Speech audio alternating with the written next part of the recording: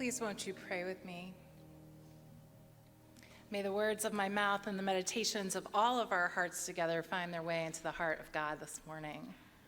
Amen. As Joel was singing, I was meditating on this tapestry that we've created together. For those of you who are new to us, we've been working on this tapestry for the last 4 weeks, 5 weeks, something like that. We have woven together all of the people and things of the earth that we are connected to from week to week. So we wove in the names of ourselves. We wove in the names of people that we had to forgive. We wove in the names of places where we've been, that are sacred to us, where water abides with us. And we wove in the names of our animal companions. And together it has created this beautiful tapestry, and we filled it up really quickly, so we're starting a new one today. We're weaving in the dead, our beloved dead, because we are also connected to them. We are indeed woven together with our dead. If we don't remember them and tell their stories and say their names, they die a second death. And we will not let that happen as long as we are living. Amen? Nadia Bolz-Weber says that apart from those who have fallen in combat, Americans tend to forget our ancestors. And we spend as little time as possible publicly mourning them. But in the church, we do the very odd thing of proclaiming that the dead are still a part of us, still woven together with us, a part of our lives, and are even an animating presence in the church. St. Paul describes saints as a great cloud of witnesses. So when they have passed, we still hold them up, hoping perhaps that their virtues, their ability to have faith in God in the face of an oppressive empire or a failing crop or the blight of cancer might become our own virtue, our own strength. We remember our dead so that we can become like them. And this day in the church is referred to as the Feast of All Saints. We feast together with our saints when we feast at our communion table this morning. Sainthood seems like an unattainable goal for most of us. Raise your hand if you're a saint. Oh, nobody? Oh, John Giles, yes. Yeah. It's unattainable for everyone here except for John Giles, right? It seems like an unattainable goal. But we read Jesus' Beatitudes on All Saints' Day every year. Did you know that? You probably haven't noticed that, but we do. We read the Beatitudes every year on All Saints because we need to look no further than the Beatitudes for an instruction book for sainthood. We don't have to be perfect to be saints. We just have to be trying to get closer to the heart of God. And Jesus gives us an instruction manual on how to do this. The word beatitude comes from the Latin word beatus, meaning both happy and blessed. Unlike the #blessed designation on Instagram, Jesus doesn't say that we are blessed when we are doing well in the stock market, or when we go on that European vacation, or when we have happy, healthy children, or when we buy a new Tesla. Jesus says we are blessed, actually, when we are suffering.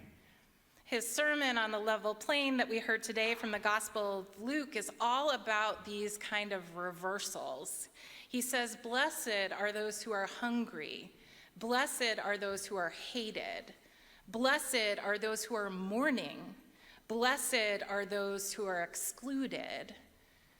And Jesus says, likewise, "Woe unto you who are rich. Woe unto you who are laughing. Woe unto you whose bellies are full."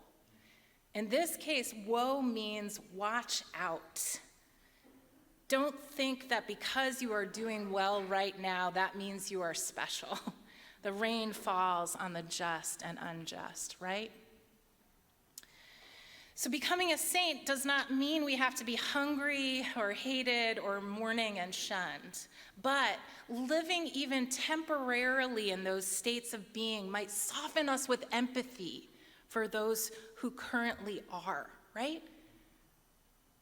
It might mean we become better at loving our enemies, at doing good to those who hate us, at returning no violence for violence, for giving to all who ask, for keeping no record of debts, and doing unto others as they would have done unto us.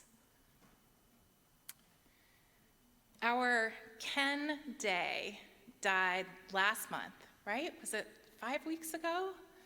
It seems like yesterday. He was one of the great saints of our church, for those of you who are new to us. We didn't get to have a funeral for him, but we must remember him together, because this is how we defy death with life. We frankly thought that if anyone had the ability to defy mortality, it was Ken Day, right? Does anybody know how old he was when he died? 105. 105. I thought for as long as I knew him that he would probably outlive me. Did you all think that too? Ken Day was a legend in this town, and he was a beacon of the church. He was a father of 5, grandfather of 9, great-grandfather to 11, and great-great-grandfather to 5. Yeah. If you live to 105, you get to have 5 great-great-grandchildren. Eat your vegetables, right? Ken's father died in World War I when he was just 1 year old. He was raised by an aunt and uncle in Vermont and educated in a one-room schoolhouse. And he came to Sterling in 1938. He was new to manage Pinecrest Duck Farm after he saw an ad in Yankee magazine saying that the farm needed help. Does anybody look at the want ads in Yankee magazine anymore? It's very New England, yes. Therefore, he was relatively new to this church, having only been a member here for 84 years. He never got to call himself a townie. Ken retired from Pinecrest Duck Farm after 40 years in 1978. Can you imagine being retired for 44 years?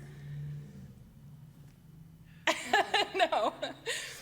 He was a Renaissance man. He was a photographer for weddings and for the town of Sterling. He had a dark room in his house. He managed a yarn and bead store with his wife, Marie, and built several houses in this town and in Florida with his own hands. Ken twinkled with the joy of living. He befriended everyone, young and old. He sat at coffee hour until it closed down, till happy hour was over and the chairs went on the tables. He went to Sunday school classes to tell the kids what church was like when he was a child. He was in the Voyagers group and came to community lunches. He would come and help me set up outdoor worship when he was 100 years old. He would put the chairs out on the common for me. He was still driving and living by himself until he was 103. Once he came into my office to tell me that he had just experienced a miracle, that God intervened in his life. Thrilled for him, I asked him what happened, and he said, I was at the DMV today for my license renewal, and I prayed to God that I could still drive, and a miracle happened. They didn't notice that my sight was bad, and they renewed my license.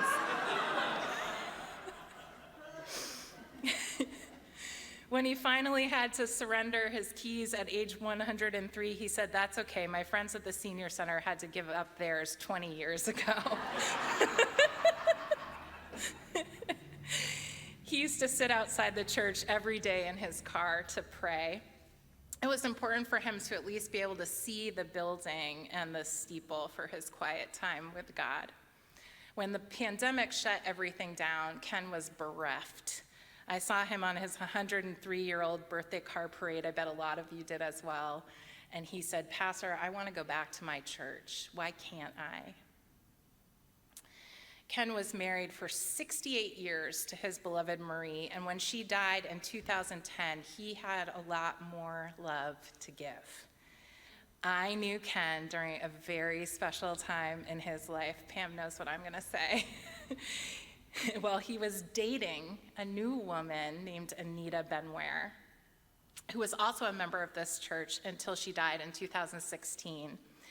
Anita's family said that the last 5 years of her life were her very best years because she found new love and a new best friend in Ken. When she met Ken Day, Anita was 80, and he had just lost his wife. He was 95. He was an older man. He asked her out on a date, and she was so surprised that she said yes. And after that, they were completely inseparable. They talked constantly. We both loved talking, and neither of us ever run out of things to say, Ken said to me. They laughed a lot. Ken got her out walking every day after years of a bad hip, stopping her from walking from her front door to the mailbox. Her family said that in the last 5 years of knowing Ken, she looked 20 years younger.